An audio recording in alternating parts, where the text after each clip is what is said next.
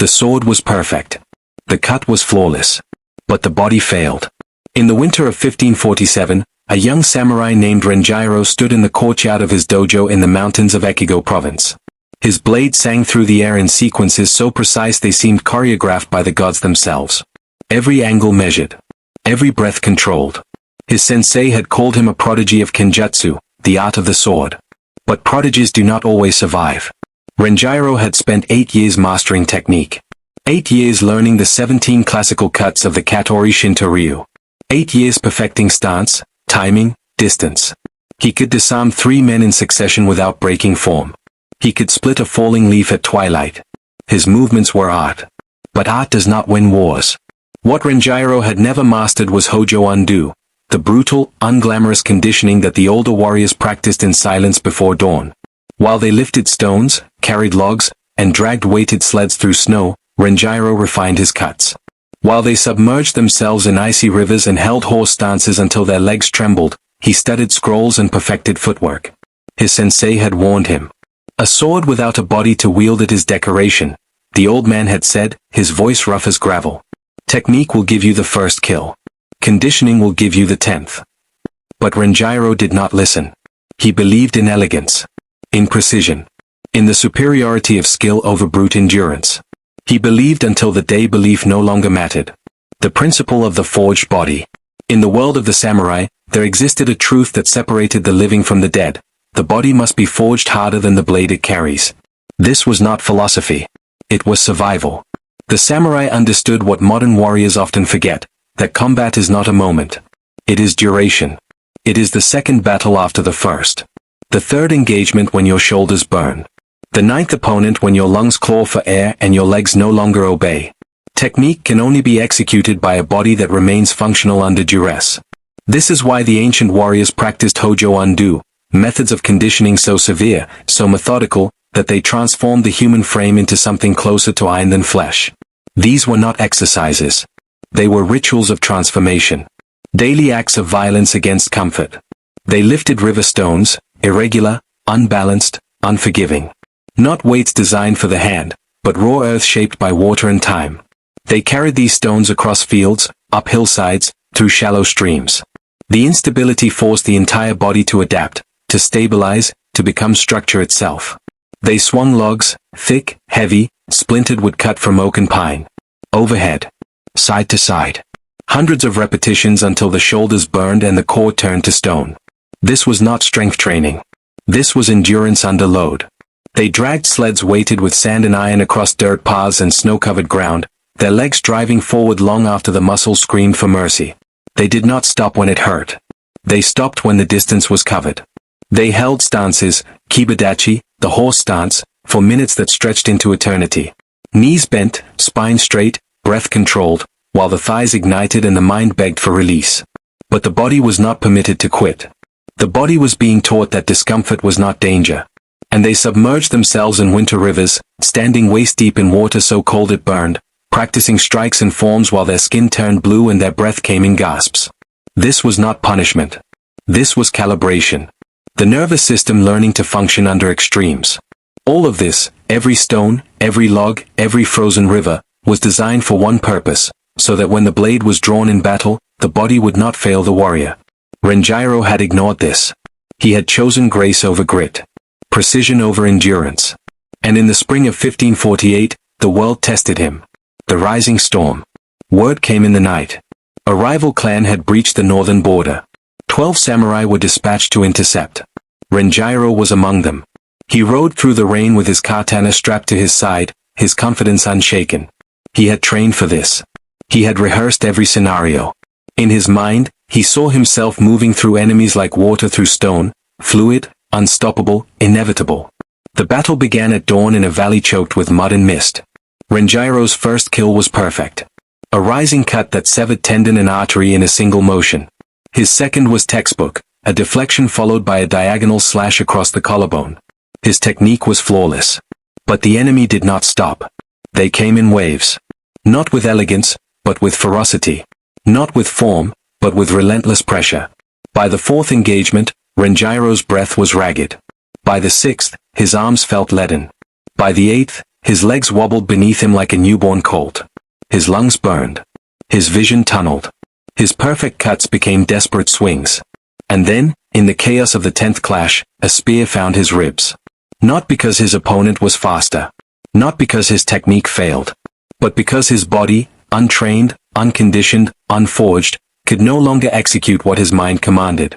He collapsed into the mud, blood pooling beneath him, his katana still gripped in a hand that could no longer lift it. Renjiro died not from lack of skill, but from lack of endurance. His sensei found him hours later, rain washing the blood from his armor.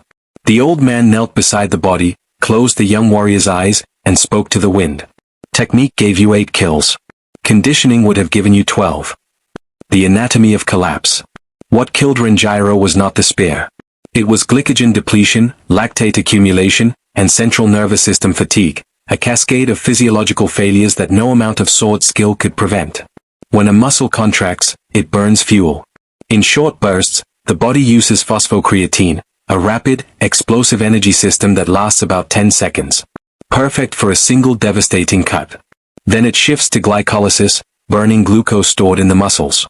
This fuels 2 to 3 minutes of high-intensity effort. But combat does not last 3 minutes.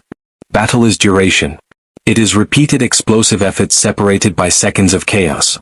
It is sprinting, grappling, cutting, blocking, stabilizing, all while wearing 30 pounds of armor in humid air thick with smoke and adrenaline. When glycogen depletes, the body shifts to aerobic metabolism, burning fat and oxygen. This system is sustainable, but slow. It cannot fuel explosive power. It cannot drive a katana through bone. It can only maintain low-intensity movement. And in battle, low intensity means death. This is compounded by lactate, a byproduct of glycolysis that accumulates in the muscles, lowering pH and inhibiting contraction. The burning sensation. The heaviness. The creeping paralysis that turns a warrior's arms into dead weight. But even worse is the central nervous system fatigue, the brain's protective shutdown when it detects systemic overload. Reaction time slows. Decision-making deteriorates. Motor control fragments. The warrior's mind is still sharp, but the connection between thought and action severs. Renjiro experienced all of this. His 8th opponent was no faster than his first.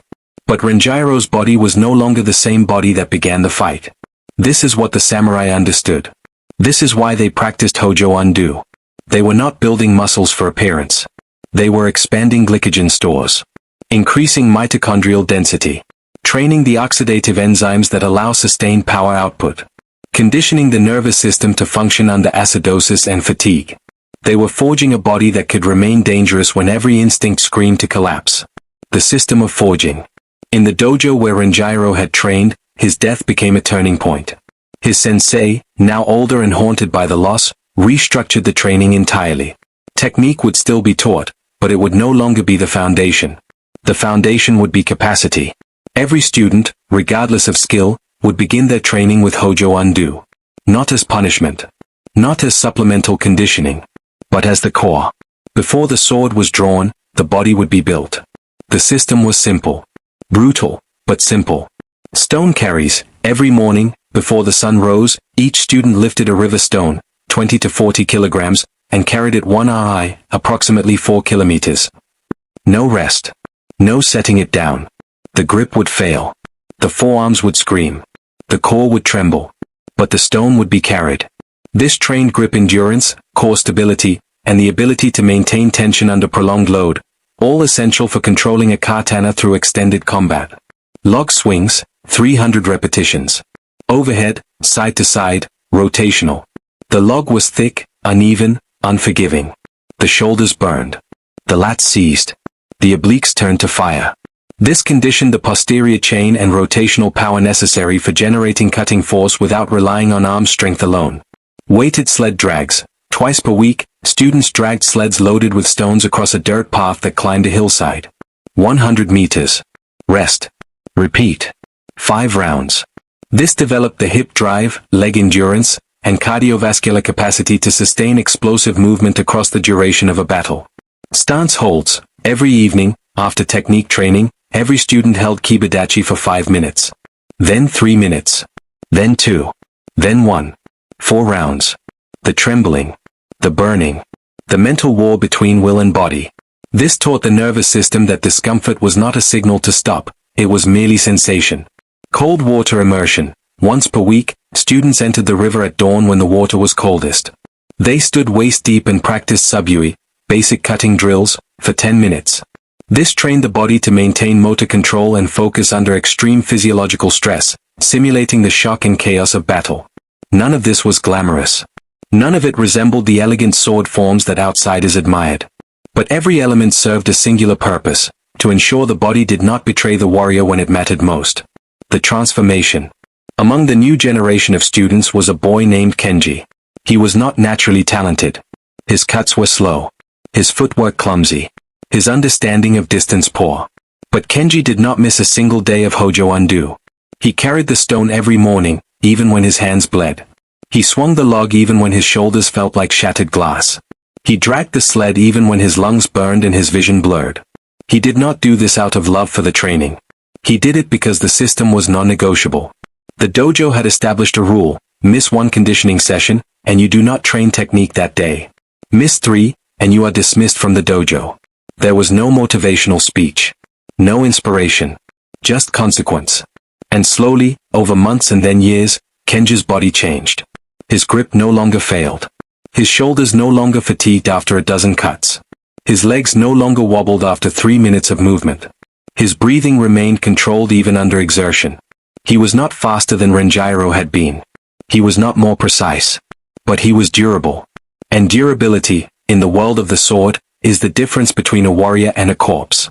By his 5th year, Kenji could fight for 20 minutes without meaningful performance decay. His 9th opponent faced the same speed, the same power, the same sharpness as his first. He had not become a master of the sword. He had become a system, reliable, relentless, unbreakable. The second call. In the autumn of Kenji's 6th year, the call came again. Another border clash. Another dispatch of warriors. Kenji, now 24, rode out with 11 others. Among them were 2 students who had focused exclusively on technique, believing conditioning to be secondary. They were fast. They were precise. They were confident. Kenji was none of these things. But he had carried stones for 6 years. The engagement. The battle erupted in a forest clearing at midday. The enemy was prepared. 15 warriors, armored and experienced. The first clash was chaos, steel against steel, bodies colliding, the air thick with shouts and the wet sound of blades finding flesh. Kenji's first opponent was larger, stronger, more aggressive. Kenji did not try to outmatch him in power. He absorbed the pressure, deflected, repositioned, and waited. 40 seconds into the engagement, the man's breathing grew labored. His strikes became wider, less controlled. Kenji stepped inside, executed a simple rising cut, and moved to the next threat. His second kill took longer. The opponent was cautious, defensive. They circled, feinted, clashed and separated. 2 minutes passed. Kenji's heart rate remained steady. His breath controlled. When the opening appeared, he took it without hesitation. By the third engagement, one of the technique-focused students had already fallen. Not from lack of skill, but from exhaustion. His perfect form had deteriorated into wild swings. A spear punched through his guard and ended him. Kenji did not stop to mourn. He pressed forward. 4th kill. 5th. 6th. His arms did not tire. His legs did not falter. The conditioning had built a reservoir of capacity so deep that even prolonged combat could not drain it. By the time the battle ended, Kenji had survived 9 separate engagements. He was not untouched, a shallow cut across his forearm, bruises across his ribs, but he was alive. The other technique-focused student had collapsed from exhaustion before the 8th wave. He survived only because a senior warrior covered him. Kenji stood in the clearing, blood dripping from his blade, his breath steady, his body intact. He had not been the most skilled warrior on that field. But he had been the most conditioned. And conditioning had kept him alive. The return. When the survivors returned to the dojo, Kenji-sensei met them at the gate. The old man's eyes scanned the group, counting the missing, acknowledging the living. He placed a hand on Kenji's shoulder. "You were not the fastest today," the sensei said quietly. "You were not the strongest. But you were there at the end. That is all that matters." Kenji bowed. He did not speak. There was nothing to say. He had not won through brilliance. He had won through system. Through 6 years of unglamorous, repetitive, brutal conditioning that had transformed his body into something that could endure what others could not. The lesson becomes legacy. In the years that followed, the dojo's reputation shifted. It was no longer known for producing the most elegant swordsmen. It became known for producing the warriors who survived. Other dojos sent representatives to observe the training. They watched the stone carries, the log swings, the sled drags. They saw the simplicity, the lack of complexity, the absence of innovation. Many dismissed it. This is labor, not training, they said. This is for peasants, not samurai. But the warriors who survived battles, who returned home to their families, who lived to fight again, they understood. They understood that the sword was only as reliable as the body that wielded it. That technique meant nothing if the warrior collapsed before the battle ended. That elegance was irrelevant if endurance was absent. They understood what Renjiro had learned too late. Conditioning is not supplemental. It is foundational. The modern parallel. This principle is not ancient history. It is immediate. The modern warrior, whether soldier, martial artist, or competitive fighter, faces the same biological reality that Kenji faced. The body under stress does not care about technique. It cares about capacity. A Brazilian jiu-jitsu black belt who gasses out in the second round loses to a blue belt with superior conditioning. A boxer with perfect form who cannot maintain output past the fourth round gets broken by a brawler with an engine that doesn't quit. Skill opens the door. Conditioning keeps you in the room. The training methods have evolved. Barbells replace stones, sleds replace logs, but the principle remains identical. The body must be forged to endure what the mind demands. This is not motivational. It is mechanical. The fighters who win are not always the most talented.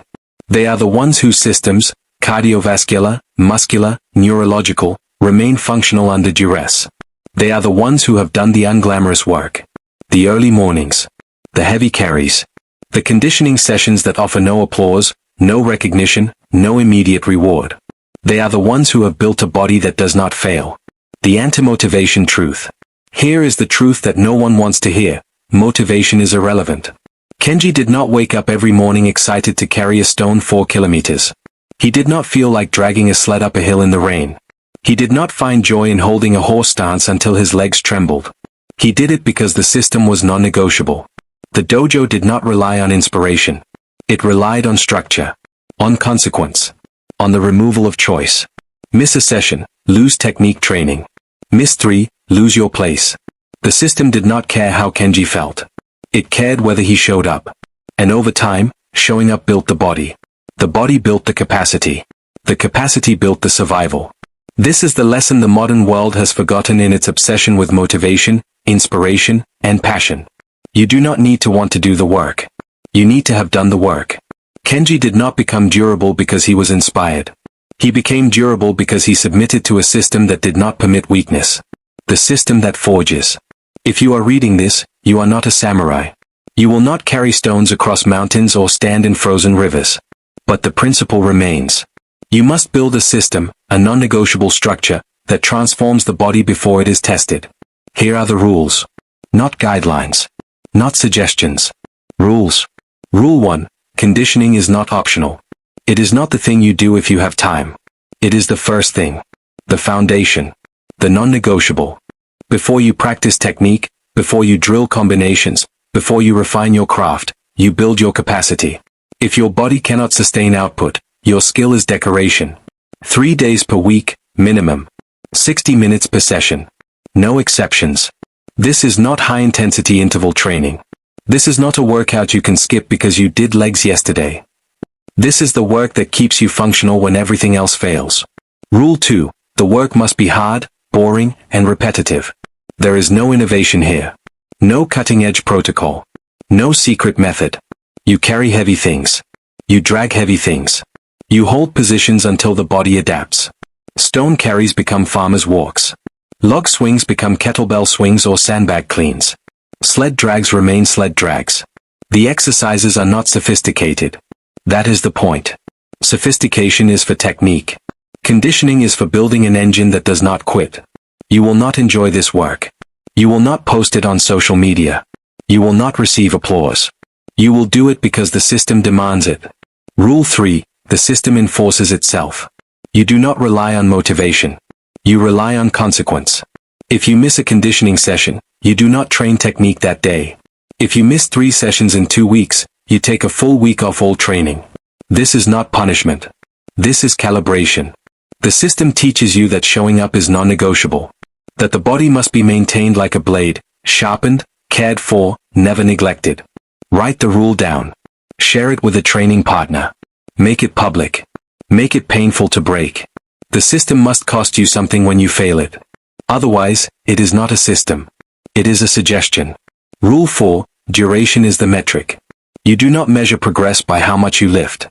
You measure it by how long you can sustain output without decay. Can you perform at the same speed in minute 10 as you did in minute 1? Can you execute technique in round 5 with the same sharpness as round 1? Can you maintain decision-making, reaction time, and motor control when your body is screaming for rest? This is the only metric that matters in combat, competition, or life. Train for duration. Not for peak output. Not for a single explosive moment. Train so that your 10th engagement is as dangerous as your first. Rule 5. The body must be tested under discomfort. Comfort is the enemy of adaptation.